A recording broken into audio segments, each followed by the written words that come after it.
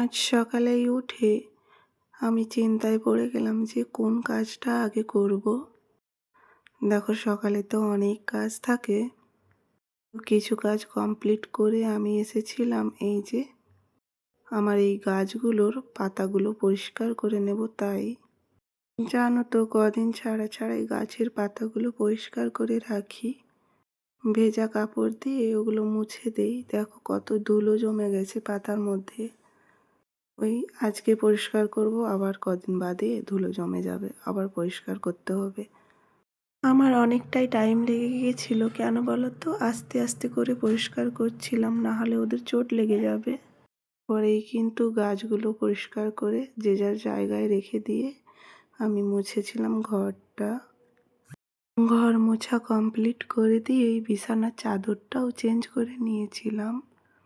তারপরে চলে গিয়েছিলাম স্নান করতে। তো আজকের ভিডিওটা এই পর্যন্ত। তোমরা সকলে ভালো থেকো, সুস্থ থেকো। তোমাদের সাথে আরও অনেক গল্প হবে আগে। টাটা সকলকে।